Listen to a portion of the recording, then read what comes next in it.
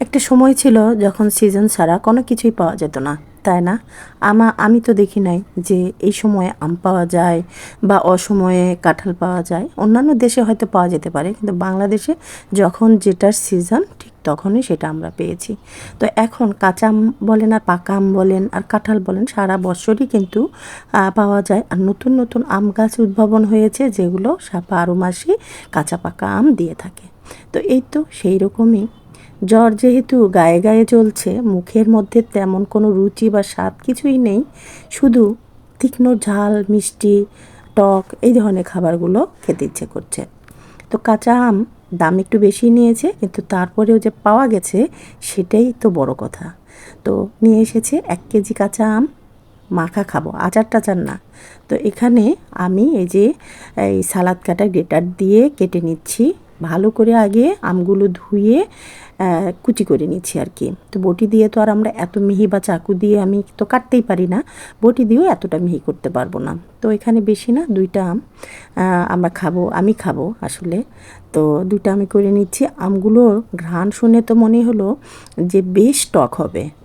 তো এই তো এইরকম মিহি করে কেটে নিচ্ছি, যাতে দাঁতে না কাটতে হয়, জাস্ট গিলে গিলে খাবো। তো আসসালামু আলাইকুম ভিউয়ার্স, আমার প্রাণপ্রিয় ভিউয়ার্সরা কেমন আছেন?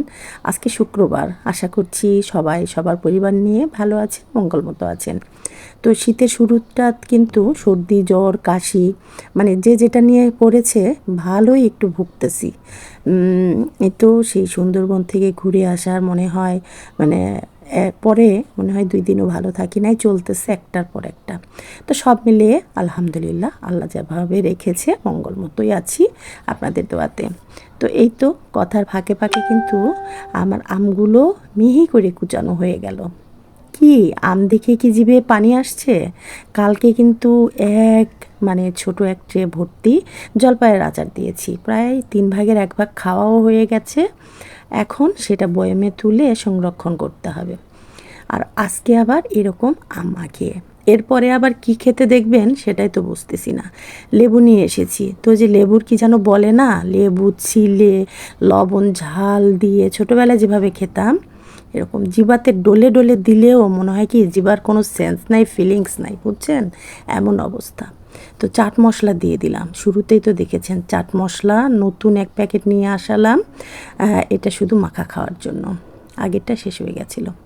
তো এই তো কাসুন্দিও দিয়ে দিলাম, সে গরমের সময় কাসুন্দি কিনেছিলাম, আছেই অর্ধেকের বেশি। তো মাখা মুখাতে কাসুন্দি না হলে ভালো লাগে। পোড়া মরিচও দিয়ে দিয়েছি 2টা কুচি করে। এরপরে জিরা গুঁড়া, একটু লাল মরিচ গুঁড়া, একটু লবণ, একটু গোলমরিচ গুঁড়া, সরি বিট লবণ এই যে দিয়ে দিলাম, গোলমরিচ গুঁড়া না, সরি ভুল হয়ে গেছে, হাফ চা চামচ চিনি আর 1 চিমটি হলুদ। এই তো দিয়ে দিচ্ছি, সব কিছু মিলিয়ে সরিষার তেল দিয়ে দিব একটু, না দিলেও পারেন, আমি একটু দিব ঝাঁঝের কারণে, কারণ কাসুন্দি তো দিয়েইছি। সব মিলিয়ে এবার দেখেন কেমন করে ভর্তা ভর্তা করে মাখিয়ে নিই। এত মজার একটা ঘ্রাণ বেরোচ্ছে না। তো আজকে বলতে পারেন আমার দুপুরের লাঞ্চটা এটাই।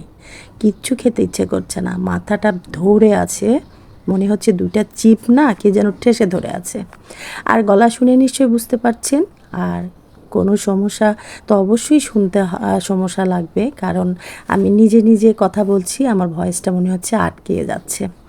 তো একটু আপন মনে করে ক্ষমা সুন্দর দৃষ্টিতে দেখবেন, সব কিছু মিলিয়ে অনেক সুন্দর। এই তো মাখানো হয়ে গেছে, এখন খাওয়ার পালা। আমি এটা এখন সার্ভ করব। এখান থেকে খেলেই কিন্তু হয়, কিন্তু ওই যে ভিডিও ধারণ করছি, একটু কথায় আছে যে আগে কি গুণ বিচারি, আগে দর্শনধারী তারপরে গুণ বিচারি। আমার কাছে কিন্তু সেটা মনে হয় না। আমার মনে হয় যেটা খেতে মজা সেটা যে কোনো কোথাওই খাওয়া যেতে পারে।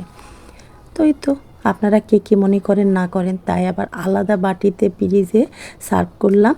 তর্স হচ্ছে না, খেয়ে ফেলছি। সকালে ভালো থাকবেন।